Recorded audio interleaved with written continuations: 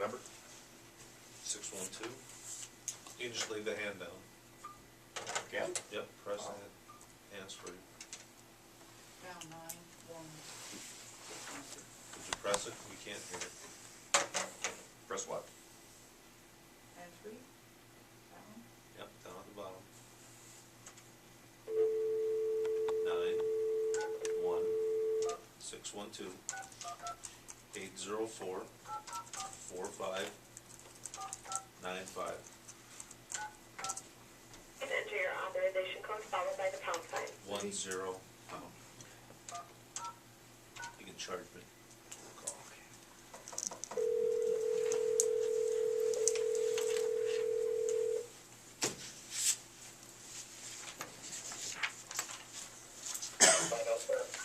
Hello, Bob. This is Chris Hall, Mayor of Rushford. How are you, sir? Good, Mayor, thank you. We are in a regular council meeting right now. You are on speakerphone. Okay. All right. Hopefully we can hear just as well as possible. And let's see here. Who do we have? Take it away. You have Bob take it away. You have Terry. Let's start with Bob. Go right ahead, Bob. Okay, thank you. Mr. Mayor, members of the council, I'm here today to recommend approval of Resolution 2014-013, a resolution approving a settlement agreement and mutual release with Guardian Jan of Rushford, Minnesota LLC and F&L Management and Development, Inc. In terms of this recommendation, I think a little background might be helpful for council.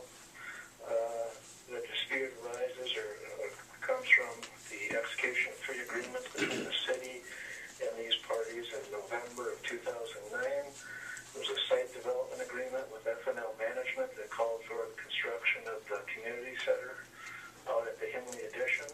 There was also a motel development agreement and a lease agreement with Guardian Inn, which called for the construction and operation of a motel on the adjacent property to the community center.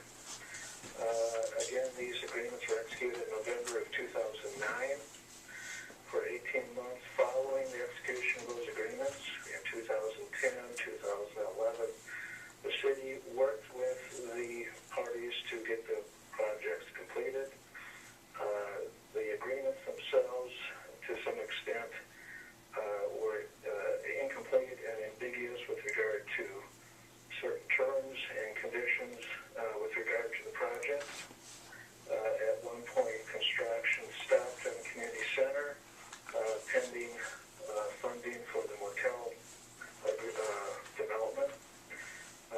Financial incentives that were contemplated under the motel development agreement were not specifically spelled out in the agreement and were constantly subject to negotiation and discussion between the parties, specifically Guardian Inn, with regard to how financing or incentives would be provided by the city. The project eventually stalled in 2011, and the city terminated all 3 of those agreements in July of 2011. The parties' arbitration was commenced soon thereafter in November 2011, claiming wrongful termination of these agreements by the city.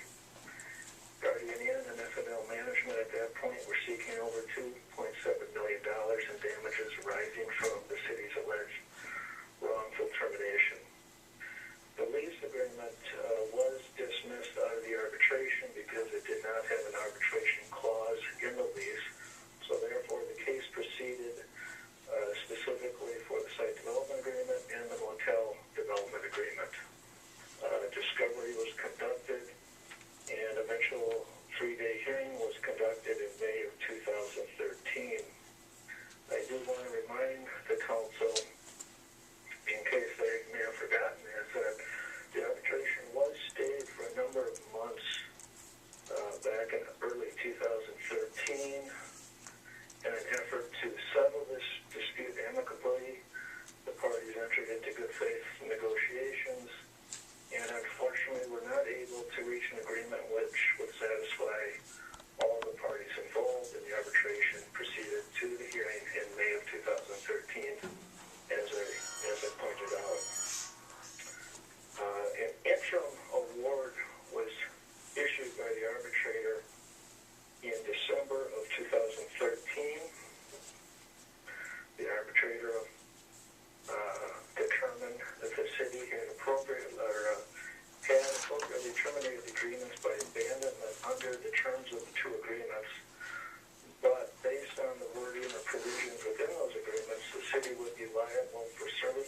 rendered to the city under those agreements up to the termination date. Those were provisions in each of those two agreements.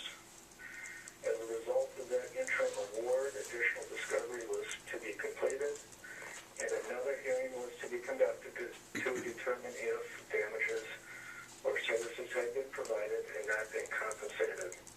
That hearing is scheduled currently to be heard or conducted February 5th to the 7th of next month. Based on additional discovery that we conducted with regard to that issue or those issues, we have determined that F&L management cannot identify any uncompensated services that were provided with regard to the community center. However, Guardian Inn and its investors are claiming over $200,000 in services provided under the motel development agreement. These services, which they are claiming, are identified in the motel development agreement as written. It's a very broad and, to be honest with you, unusual provision for this type of development agreement, but that's what the agreement provides for, and that's what would be litigated in arbitration in February. The investors that are included or that are claiming some type of compensation with regard to these services are Rogers Wade, Peter